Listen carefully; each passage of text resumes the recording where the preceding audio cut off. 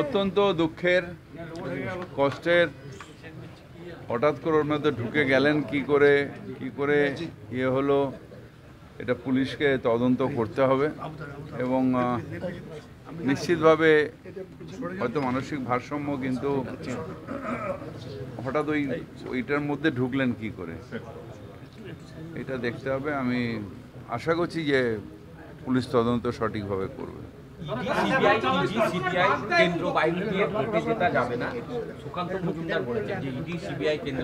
ধন্যবাদ জানাই। এর আগেও বহরমপুরের বিভিন্ন বাজারে অভিযান চলেছে, আজও চলছে। একে একে সমস্ত বাজার ঘুরে দেখা হবে। অনুভব করছেন, মানুষ শেষ কথা বলে, কেন্দ্রীয় এজেন্সি শেষ কথা বলবে না।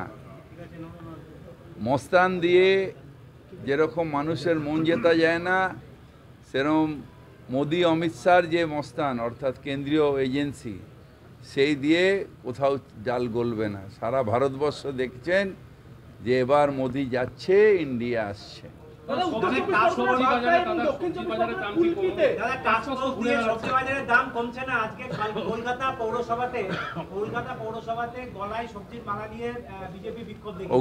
ওগুলো হচ্ছে ন্যাকামি।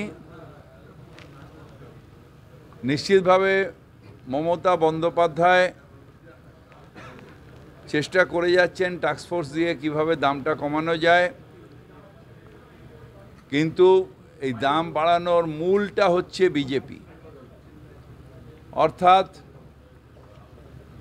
ফার্টিলাইজারের উপরে জিএসটি, তেলের একটা আগুন দাম, ট্রান্সপোর্টেশন এবং যে মোটর চলে তার একটা বিশাল দাম,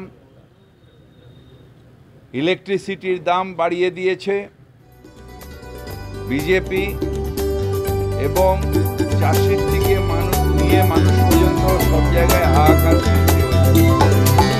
নিজে গলায় দিয়ে লাভ চলবে না। মমতা বন্দ্যোপাধ্যায় কয়েকটা জিনিসের দাম চেষ্টা করছেন, নিশ্চিতভাবে সেটা কিছুটা কমেছে, কিন্তু মূল্যবৃদ্ধির মূল কারিগরকে ভারতীয় জনতা পার্টি এবং কেন্দ্রীয় সরকার আবার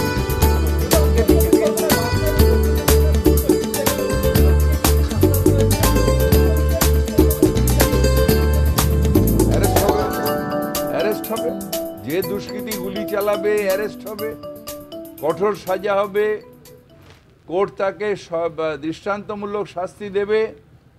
আমরা তো আর এখানে উত্তরপ্রদেশের মতন এনকাউন্টার করে দেব না পুলিশের লকআপে বা পুলিশের হ্যান্ডকাপ পরে।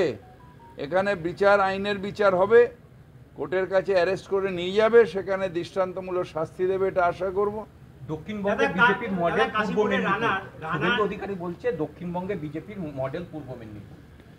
বাই চান্স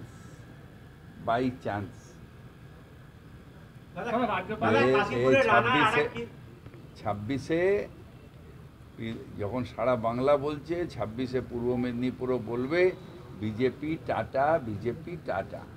অর্থাৎ বিজেপি একটা আসনও আর পাবে না। দাদা, কাশীপুরে রানার আরেক কীর্তি সামনে এলো, আরেক প্রমোটার বলছেন তাকে হুমকি দেওয়া হয়েছিল, যার সামনে এসে কি বলবেন? দেখুন, কে কাকে হুমকি দিচ্ছে না দিচ্ছে জানি না, তবে পুলিশ প্রশাসন আছে।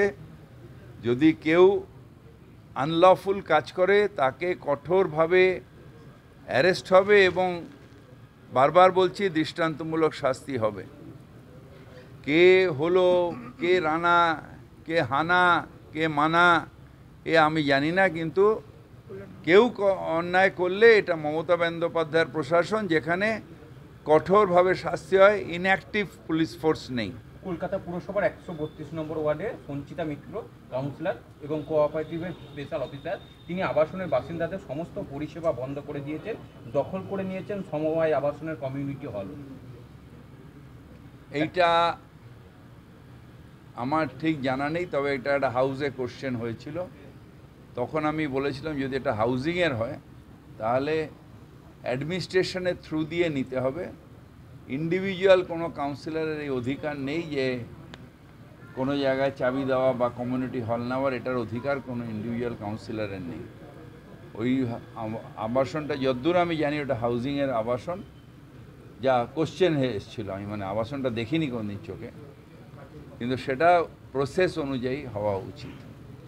আড়িয়াদহের যে জয়ন্ত সিং তার বাড়ি হচ্ছে অবৈধ জানালো পুরসভা। পৌরসভা ওটাকে করবে, প্রসেস করে হিয়ারিং হবে। হিয়ারিংয়ে আমাদের ওখানকার যারা হিয়ারিং অফিসার অর্থাৎ জাজ, তিনি ভাঙার অর্ডার দেবেন, তখন পৌরসভা ভেঙে দেবে। এটার মধ্যে আছে কি? যদি কোথাও জানা যায় যে এটা অবৈধ, সেটার বিরুদ্ধে পৌরসভা প্রসেস করে। পৌরসভা তো নিজে নিজে ভাঙতে পারবে না, সেখানে প্রত্যেকটা জায়গায় একটা ফোরাম আছে, একটা হিয়ারিং অফিসার আছে, তার উপরেও যেতে পারে, হাইকোর্ট পর্যন্ত যেতে পারে। সেখান থেকে নিয়ে তাদের অর্ডার নিয়ে পৌরসভা ভেঙে দেবে।